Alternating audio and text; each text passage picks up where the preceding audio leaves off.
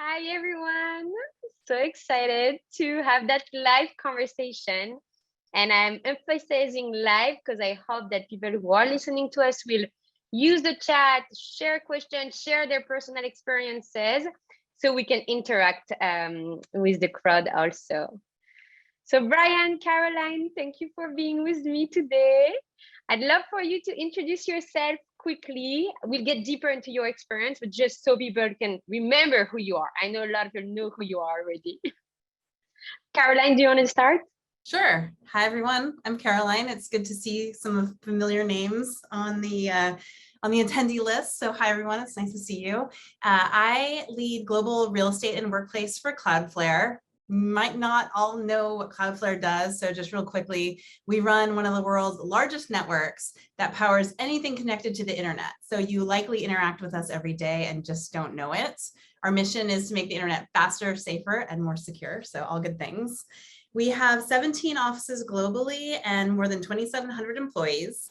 And just quick background on myself, I joined Cloudflare. I'm coming up on my 2-year anniversary now, which was a really interesting time to join in my role because it was during the pandemic. So that's been an interesting experience in itself. We've done a lot of work since I started, really reimagining why we have space, changing how we think about using our physical environments. And we've been running a massive global experiment. So I'm excited to talk a little bit more about that on this hour. Thank you, Caroline. Brian, the mic is for you. Echoing Caroline, it's great to see some familiar names on the roster here of attendees. I'm Brian Buell. I am the co-founder of a manufacturer called Pear, and I'm also the co-founder of a furniture dealership based in San Francisco called Two. And both of which operate all over North America and two in Canada, and so excited to be here. You know, the reality is the past couple years have been really pivotal, I think, for both Caroline and I, and there's really a lot to talk about and a lot to really kind of unpack. And so I'm excited today to kind of work through that a little bit. And I think both Caroline and I have very cool vantage places on kind of where things sit in today's environment. The complexion of our climate today is interesting, and it's market by market. So thanks, Nelly, for inviting us. Thank you so much both for being with me. And I was very excited to lead that webinar with you too, because Caroline, I got the chance to exchange a lot on the workplace before the pandemic and then throughout the pandemic, how it's changing. And you, Brian, I was working with you on many of the Stripe projects. And so I was very curious to hear how you continuing to support clients as they experimenting, changing their philosophy and changing their workplace design. So a bit about me too.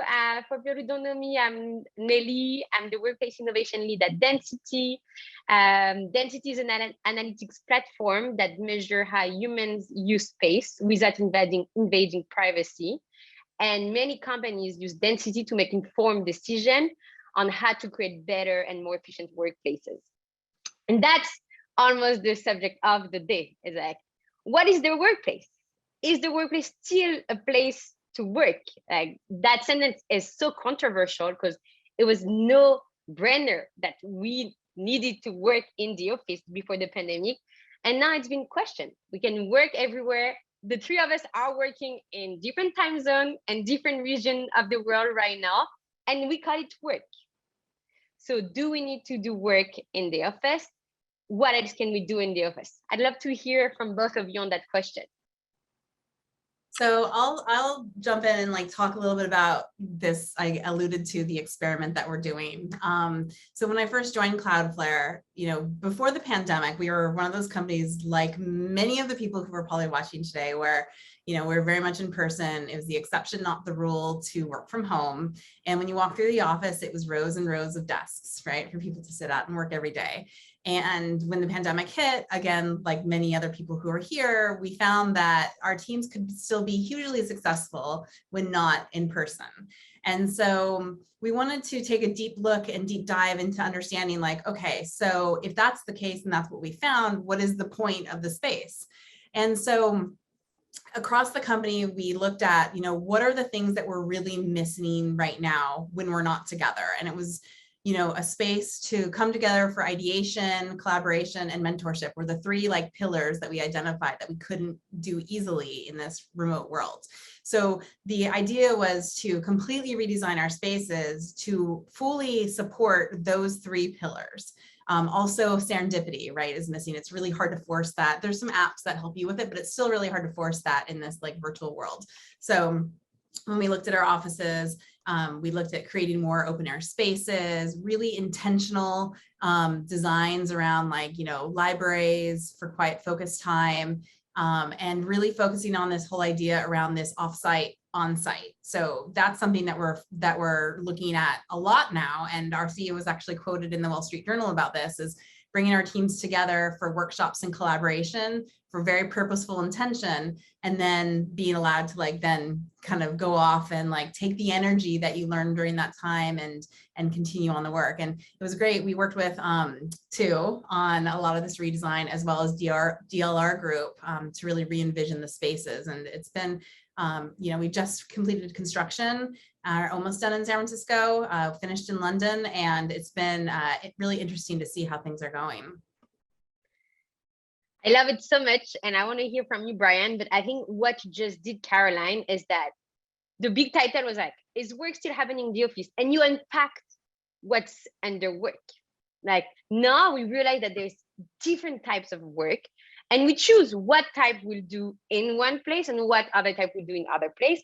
And from your study, you showed that what is best done in the office for Cloudflare employees, and probably for many others, is the collaboration, the brainstorming, the mentorship, and the socialization that is almost the glue to collaborate, because we relate and we can rely on each other. Brian, what have you found?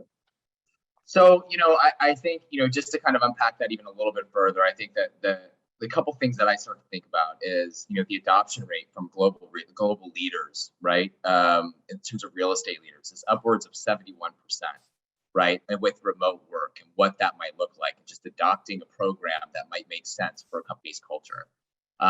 You start to look at kind of why people aren't going into the office, and data shows that people have been to a restaurant or been on an airplane or been to a concert, right?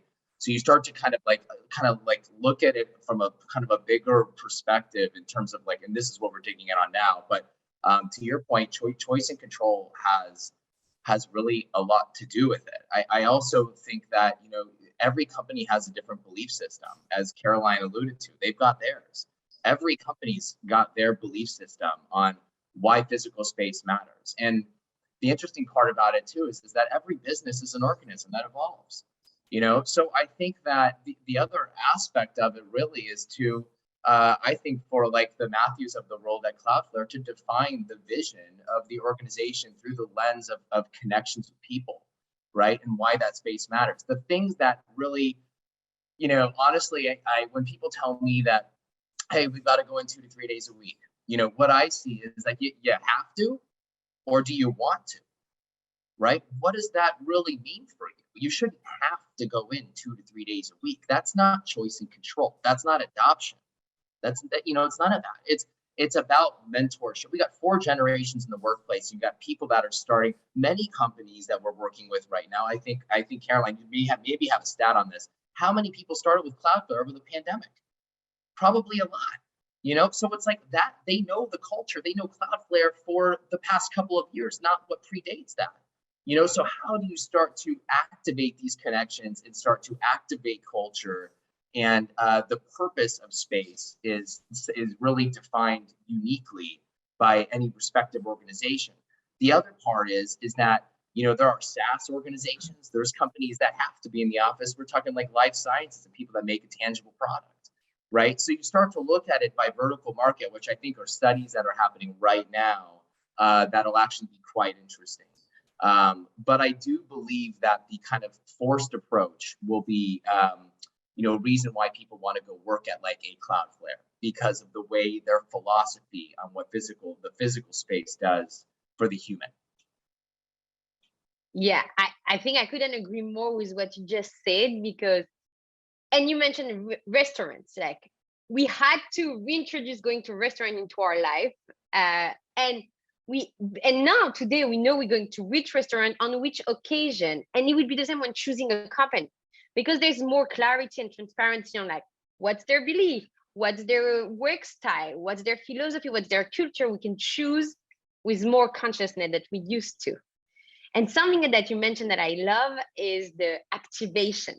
Like, how do we activate people who have never been in the office before? How do you attract new people to a yoga studio you just opened? It's almost like, how do you bring that excitement? How do you, and we see, and I love it. And I'd love to hear from Caroline if it's happening within your team. We see team that used to be called like internal comms, which felt like a little like the voice of the leader, more like being like storytellers, like to tell people what's happening. Or, and then maybe their names is also changing. Maybe they're moving from like internal comms to like branding, storytelling, etc. But they're having a core in that communication. Have you seen that, Caroline? Yeah, I mean, I think that that too, more than ever. I mean, it used to be that when bringing new people on board and going through the interview process, a big part of the, like one of the big perks was actually coming into the office and seeing the space. And there was another company I worked for a very long time, and like our food offering was like unparalleled. And that was a reason why people wanted to work there, right? And so now companies are being forced to really stand by their missions and values and show in the people that are part of the interview panels and the conversations of introductory to the company that the mission of the company and the values is at the core of every person you talk to. And I experienced that myself too. I went through a very long interview process, and I'm thankful for that because because I wasn't able to come to the space and actually imbue myself with like the people who were there. It was all based on those individuals that I spoke to, and I was able to see like across the board a very similar, you know, feeling that everyone had and values. And so I really appreciated that. So now when we take the space out of being that like that draw, it's more about the philosophy of the company offering the flexibility of like how you use it, that you use it however it works for you, right? Like we looked at making sure that we were creating safe spaces for people who were comfortable coming in if they needed to come in, but also really supporting like those team gatherings and like culture building events. That is like the main purpose of why you're coming together now.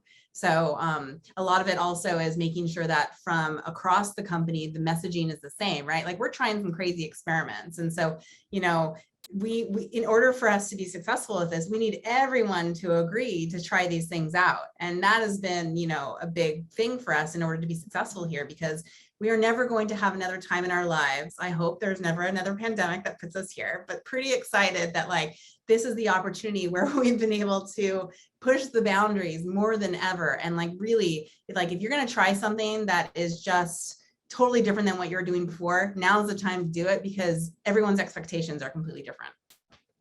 So I will tell you, Nelly, there is only one Caroline out there, okay, that can, you know, go this direction and really push boundaries. I think one of the things that she's doing at Cloudflare that I think that people talk about the equity around co-located and remote, right? That is not an easy feat to accomplish. It is extremely difficult, and it's unique to every organization. And that's what people are up against, is it's really unlocking the potential of what that can look like. But remember, it is not easy. It's not just about upgrading your conference room technology, unfortunately, right? It goes way beneath the surface, and it takes a lot of data synthesis and a lot to really get there. And I think kind of the piloting process and the notion of like kind of going through this like level of discovery in a really smart, intuitive manner, which is what Caroline's doing, is sort of what you need to do in order to get there. Because guess what? The journey map of an employee, like Caroline put it, it's not to that like amazing kitchen for food at noon any longer, right? A journey map is more concierge. It's a different approach to tailor, you know, an experience to one individual's day every time they come into the office. What do they need? How does the office need to perform, right? And so like those are the things that we're going to be thinking about. The ubiquitous planning, like Caroline had put it, it's gone. Throw that out the window. It's out, right? This is a new day. Yeah, and that's very much it happened because of the pandemic or thanks to the pandemic, but maybe there was like slow changes happening. And suddenly the question of like, do we even need an office?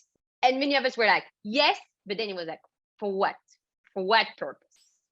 What are people gonna come for? What should we give them? How do we get the data of like what they want? And that the data piece is very important. But I think like we both a big fan of Caroline because there's the data piece and also the like, let's experiment, let's move forward, let's follow the intuition based on the survey or the patterns of like, let's try that out. Maybe that's what they will come for. Because the goal is not to trap them again in the office. It's really to offer something in their life that they don't have right now. Because home is not perfect. Sometimes it's great for some stuff, but it's not always perfect. Like right now, my bed is not done and it's bothering me. I wish I was looking at plants, amazing plants. And So no, it's not perfect. Say that will come out of the way that Cloudflare and Caroline are doing it. And to your point, Ellie, is what is your story, right? Like Caroline used to put it, you used to walk a new hire around the office and that was the story. That's no longer the story, right? So like, what is that story? And so through the anecdotes that are going to bubble up and surface through their findings, that becomes the story. Right? Less so the physical space for a new hire when you're walking them around, seeing wonderful amenities that, that were built out, right? So it is a great point, really, the storytelling aspect of it. I like the way you put that. Yeah, and one thing that we talk a lot about too is, you remember the days where we had our grand opening of the office. Sometimes there might be a ribbon cutting and everyone walked in and it's like that moment, right? Beautiful office, perfectly done. No idea how it got there, but like it's ready to go. No little punch list items, no blue tape anywhere.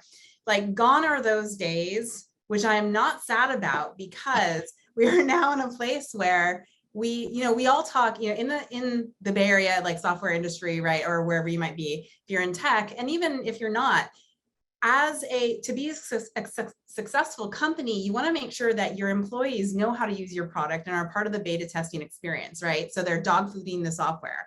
Well, we never really talked before about like actually living that as well and dog fooding our spaces. And so creating new spaces that actually speak to this like idea of us constantly wanting to evolve, creating spaces that can iterate, that are truly experiments, that are flexible in every way. And so that was a thing that we really focused on. And fortunately, we've seen technology come a long way with like battery powers, right? Like we are designing spaces that we're not worried about the plugs because there's so much great mobile power out there. Someday, maybe it will be wireless. We'll see if we ever get there. But like the ability to just walk around with a charger is a game changer. And so you can move your desks around, you can move the other seating around. And so the idea is like to take off the stigma that you walk into a space and you can't touch it. It's more like, we want you to mess with it. You know what, when you're not here, we're going to mess with it and change it. And so now when you come back, you're going to be like, wait, where am I again? So it's really like changing things up, getting feedback to truly understand like what works for us, and every company is going to have different findings here because everyone works in a slightly different way. So being able to do that will really speak volumes to, again, like leading to how your culture works and how you invite people into your space. Yeah, you remind me like of a like sweet and sour memory. Like I remember having this grand opening in Tokyo, and maybe Brian, you worked with me on that project. Like it was perfect, as you said. Like on the first day of opening, everything was perfect. We had amazing books on like coffee tables and like pillows. I left. I came back to Tokyo. I went back to Tokyo maybe like 8 months later. People haven't even moved the pillow. The book were still like a little like slanted as I put them. And like, yeah, you're right. Like people never felt like they were owning the space. They didn't feel like it was done for them. Like it was a place for them to go, but like they couldn't touch anything. Mm-hmm. Those days are gone, and thankfully they're gone. And we want people to really take it, put their life in there, give life to this office and move things. And we're seeing a lot more furniture with wheels. Is it something you see, Brian? Like, did you see this demand coming? Yeah, it's funny. I'm mixed. So I love the notion of like mobility and like the choose your own adventure, and I'm all for that. But I gotta tell you, Nelly, I hate wheels. I hate casters. Just because. I agree. Where is their innovation there? Chaos. No, you know what? I think like to Caroline's point, like being able to have adaptive spaces, I think is critical, right? And it's just as critical to make sure that you can have that same kind of like the idea of just having quiet time, having time to yourself, right? And being able to have heads down kind of focus work. I mean, if you're at your home, you get that on demand, right? You could sit down and focus anytime, but how do you offer that in the office too, right? So it's a balance of sort of this, you look at like a palette of space, right? And the different types of palettes. But again, there's no right way to do it, right? And everyone has their own palette, you know? So, but again, like, again, the way the office performs, and to Caroline's point too, it's like, it's what when an office needs to shift or adapt, right? It's one of these things like, how do you even convey that information as an employee? Hey, you know what? I'm coming in today. I've got to do this, this, and this, right? And guess what? Cloudflare's job is to respond to that and give the employees what they need that day, right? So what does that look like? And how does that evolve too? Because I think one of the things that we start to realize, and I don't know if you guys, I'll never forget this, is one time we designed this like work cafe space, and we had these really heavy benches in there. And I remember the office manager comes up to me and she goes, hey, Brian, you know what? I like the idea of being, you know, it's movable. I get it. But man, these benches are really heavy for me. And I was like, you know, that's a great point. I was like, the reality is someone has to do this work. You know, who's going to do it on demand every day or day in and day out? Who's going to read that? Who's going to understand that logic around placement and, you know, how the space morphs over time, right? And so I think that has a lot to do with it. The intersection of the boots on the ground and like the ideation part when you're going into this like design phase, it's that, you know, building out space. You know, it's one thing to talk about it. It's another thing to act on, right? Yeah, and it's interesting because it's you know, that's so true. And you know, this is a whole new realm that our operations teams have to look at managing differently. And when we selected our architect for this big project, one of the things that we were really excited about with DLR Group was that they have a really strong hospitality design group. And so really, and you hear a lot of companies talking about this, is like focusing now more on the hospitality design and like, what does that look like from the moment that someone walks in? You know, our team becomes more of a concierge type role, right? Because we want to make it as friction-free as possible when you do come in, so that you're more likely to come in again. So that's a really big focus that a lot of operations teams are looking at, as well as having the right systems to allow for the seamless transition between the request and the implementation. And that's something that we're all trying to get better at, and you know, looking towards you know, technology to help really support so many things to make this journey successful. Yeah, and I love that last point. It's because we talk about experimentation and ideation, but also like, how do we bring the voice of employees part of that design phase? Like, it used to be siloed, and now it would be hard to involve everyone. But like, how do we make sure that maybe through surveys, maybe through like satisfaction post, like occupancy survey, we can have, and data also, we can have that knowledge of like what works, what doesn't work, what they want. And as you mentioned, like the hospitality brands, that's been their business. That's been their business. They always had to be on top of what their customers wanted and put their spaces up to the trends and to like client preferences to stay trendy. Now we had to do that race a little bit. Especially, Nelly, when you're operating an environment when you're like 5 to 1, right? Or 3 to 1 or 6 to 1, you know, which people are up. That's the capacity that some companies are operating in right now, you know. And again, the same thing translates vertical to vertical, right? If I'm an attorney, it's the same thing. If I'm working in life sciences and I'm working in a lab and I'm working in the open plan, it's really the same logic, really, at the end of the day, right? So, but it is trying to understand how you can create and enable that performance that does keep people wanting to really come in, to continue to have those casual run-in moments that we all love. I mean, I don't know, Caroline, if you remember, even when we started out with the open plan, one of the best parts was going like, wait, Julie, what did you say? I heard you talking about so-and-so or what, it's like, so we talked about like why the open plan? Why are we doing this in the open plan? And let me tell you, we had a laundry list of selling points at the time in terms of like why that existed, right? And it's because of the notion of like not operating in silos, but being a little bit more open and transparent, right? Operating as a company that has a universal initiative, right? So many of these things are the reason why the open plan exists today anyway. I mean, it goes back many, many years. We can talk, decades through. And we could also talk about, the sense of belonging and accomplishment. We could talk about, Maslow's hierarchy of needs here, right? That has a lot to do with actually why the physical environment exists in people's thirst and appetite to work together. Even finding love. Like people used to find a love partner in the office. Where is it going to happen now? I heard that from like college, like college graduate who say like, I was expecting to meet my one at the office. Now it's over. So I need to find him on TikTok or Instagram.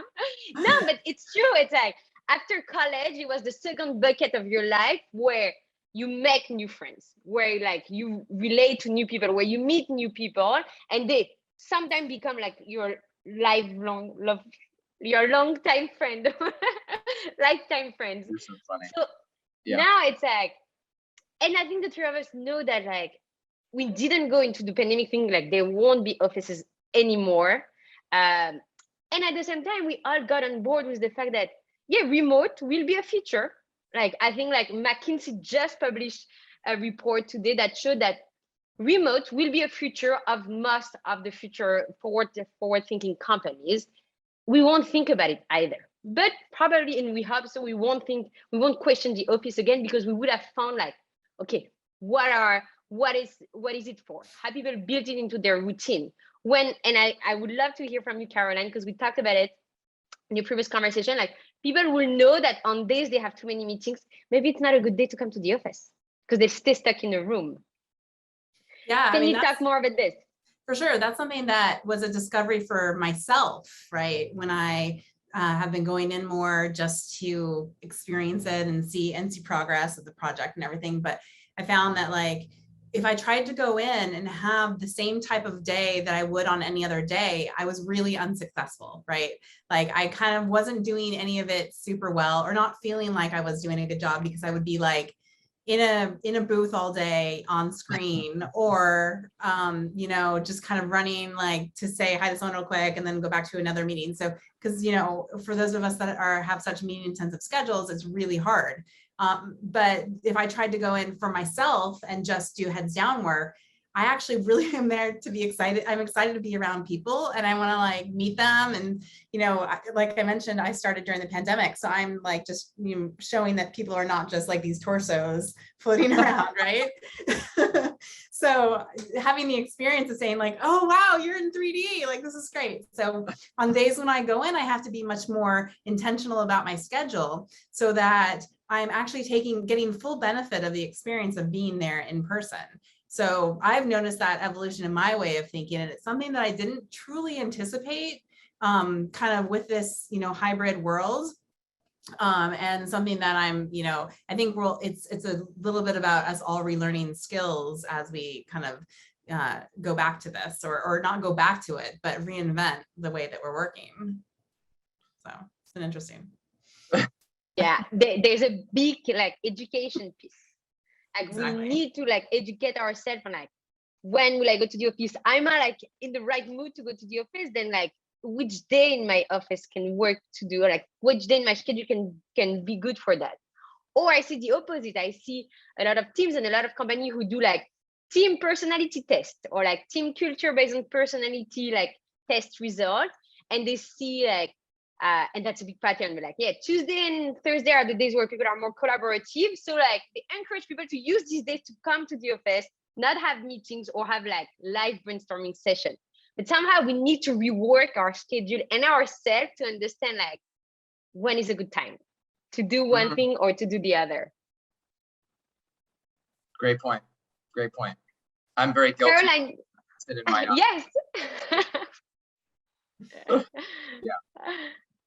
I know we have just a few more minutes to go for. I would love to hear from you. I think we heard one experiment, Caroline. I would love to hear one more on what you've done in the office. And you, Brian, like what is a crazy thing that one of your clients asked you to try during the pandemic?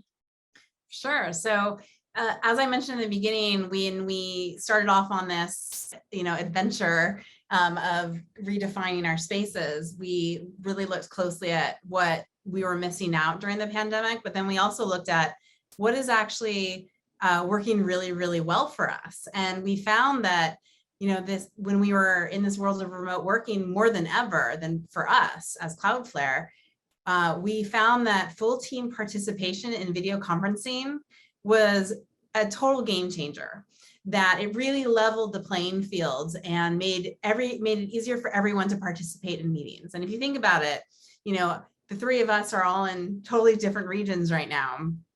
And we're still able to see our nonverbal cues and note like, okay, Brian's about to say something, or something like that. So, give him the stage. And so it was an important perk of the pandemic that we weren't willing to give up. So we're like, all right, so what does that mean when we do come back in person? And, or when we have this like hybrid, some people in the office and some not. And that's why we felt really strongly to maintain this. If one person is remote for a meeting, then everyone should join remotely. And that doesn't mean that the people who are together in person go into a conference room and get on video conferencing, because we all have experienced being that face on the wall and how hard it is to, again, like have your voice heard, especially because you come in like the overlord and it sounds like you're echoing the room. The technology just isn't where it needs to be successful yet. And I know a lot of companies are testing out new formats to make this better, but it's just not there yet. So to support this kind of thinking, when we remodeled both our San Francisco and London offices in this new way, we created spaces that were focused on the ability to video conference in person. So the idea is if you have like, 3 people that are together in one location or a larger group, however big, and then one person that's not, again, like the numbers can vary all over the world. The idea is that every single person who's there in person goes into an individual booth and then replicates this experience that we're having here so that everyone has an equal voice at the meeting. And so that is probably one of the most, kind of pushing the boundaries test that we're doing, because we don't have VC in any other space except for our executive briefing center, because that's a special purpose. But we took out VC from every single space beyond, we have some VC equipped phone booths, and then you use your own device in others. And so now we're finding that, rather than 75% of meeting participants being in one room together and 25 dialing in individually, everyone is like in the same space. So it's been, this is a test that is ongoing now. It's been really interesting to see. Of course, there might be experiences where someone might try to open up their laptop and be in a large space, and we're like, that's not fair for the person on the other side. So it's just, it's just going to be a learned process, and we'll see how it goes. And, it's been exciting to experiment with. I love it. And I love that you use pushing the boundaries, because I think by pushing the boundaries on what we can do, you're also pushing the boundaries on innovation. Like we used to think that like screen and audio was the best of the best. Now we realize that it's not well done in a big conference room. Maybe we ditch that, as you said, and maybe we use like Miro, like whiteboarding. Like even if there's a live brainstorming session and a few people are missing, they will get everything that was written on the whiteboard on their Slack or on their doc. And maybe that's pushing the boundaries. I think we're forcing the technology and innovation to follow our ideas. And I love it. Brian, any crazy experiment you've been part of? Or you've witnessed?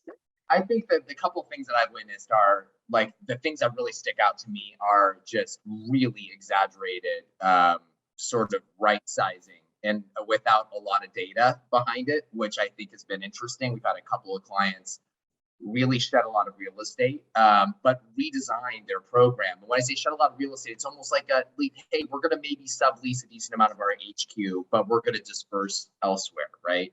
And I think that the reality is that they had a lot of people move over the pandemic. There's so much data out there that is collected before you go into site selection when you're looking for more real estate, right?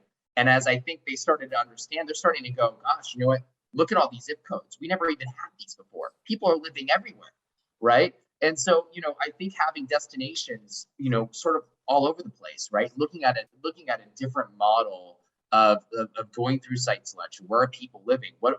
We have to give people a place where, a workplace that you're going to go to has to be worth the commute, right? We have to figure out the sort of intersection between autonomy and flexibility, right? Maybe it's not at a headquarters, maybe it's somewhere else. So I look at companies like, specifically one that stands out to me would be like Dropbox, for example, that made some significant plays very early on in the process to develop the notion of what they call the Dropbox Studio concept, right? Which completely actually goes into a lot of what we talked about today with the sort of like concierge model. What does a journey look like for a Dropboxer in today's world versus yesterday's? I think a lot of companies discovered that from a performance perspective, and I'm thinking about the economics, you start to look at the CFO's perspective, you start to look at company performance and top line, bottom line, right? How much real estate costs? It's gotta all be worth it. But the things that really stand out to me are the ones that, number one, have done that. The other ones that right now that, we're continuing to work with are companies that have a significant footprint of real estate, but want to refresh, right? Want to rejuvenate their space, right? And throughout this sort of like neighborhood concept, which we're all very privy to, but have different destination points within space that are significantly more purposeful than what Caroline alluded to earlier, which like is these rows of benching. There's nothing wrong with rows of benching or cube systems that are out there. However, it doesn't necessarily activate that sense of purpose, nor does it actually embrace sort of the percentage of co-located versus remote, right? So again, but every company can define that on their own. I don't think Caroline we're not saying today that you can't have a 1-to-1 ratio, what we call resident seating, right? It's not like that's gone, because it's totally still here. It depends on your market. What we're saying is embrace today and have parameters, I think, that don't pigeonhole somebody into thinking they've got to go in one direction, but like look at choice and control a little differently than we did before the pandemic. Because if you don't, you're going to be in trouble. Brian, I think you just like finalized the entire conversation. You just married like workplace design, real estate, and remote. Because like a big question is like, am I remote because I'm choosing to? Am I remote because my company hasn't built an office next to me? Like having the choice is also not continuing to do like a prescriptive real estate portfolio, but following the zip codes. Exactly. And based on the zip codes, design for the population that lives around. Yeah, exactly. Guys. Exactly. Spot on. It was beautiful. Thank you so much. I wish we could go for 2 more hours, but there's so much more we can talk about. I would love for you, if you can, to write down how people can reach out to you, maybe your LinkedIn, or because there's been a lot of questions. I think some were directed to you specifically, so maybe they would want for you to answer them. And a lot of them were reacting to like the movable furniture, the technology that you're using. So it would be amazing if people can reach out to you. If you want to write it on the chat, so maybe people can reach out to you on LinkedIn and continue the conversation. Yeah, I would just say connect on LinkedIn, and that's a really good way to get in touch with us, and also see, more information about the work that we're doing and the results of our experiments that we're all running, and innovations that Brian has seen also. So please feel free.